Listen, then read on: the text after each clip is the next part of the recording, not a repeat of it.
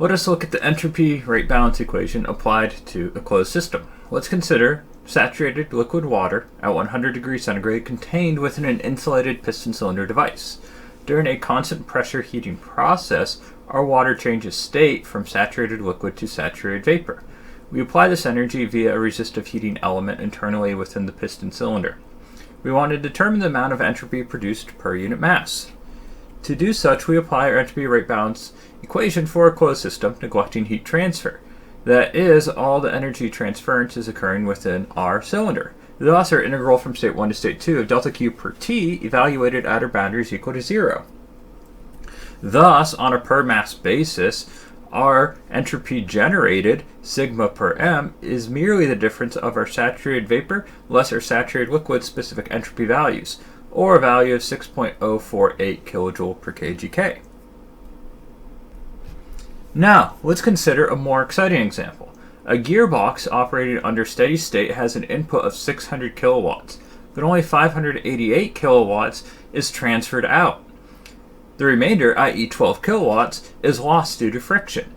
If our gearbox rejects heat at a rate of Q dot is equal to minus 0.306 kilowatt per K times the quantity or boundary temperature minus our free stream temperature, i.e. 293 Kelvin, we want to determine the rate at which irreversibilities are generated at the surface of the gearbox, and B, at a distance sufficient such that our boundary temperature is equal to our free stream temperature. For us to begin, we're going to assume our gearbox is a closed system, and we're going to evaluate our entropy rate balance equation on a per unit time basis. That is, delta S per T is going to be equal to 0. Thus, we'd have 0 would be equal to integral from state 1 to state 2 of delta Q dot per T evaluated at our boundary plus sigma dot.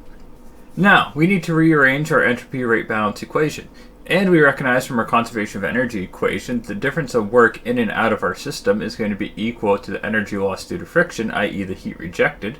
We can solve for a boundary temperature. Our boundary temperature is equal to the negative of negative 12 kilowatts per 0.306 kilowatts per K plus 293 K.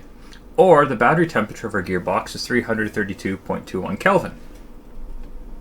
Thus, sigma dot is equal to minus Q dot per TB, where we'd have 12 kilowatts per our boundary temperature of 332.21 Kelvin, or our entropy is being generated at a rate of 0.0361 kilowatts per K.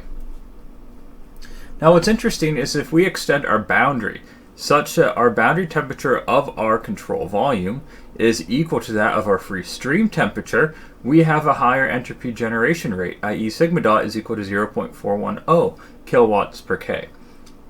The reason is we're taking into account the irreversibilities of the heat transference process from the boundary to the free stream.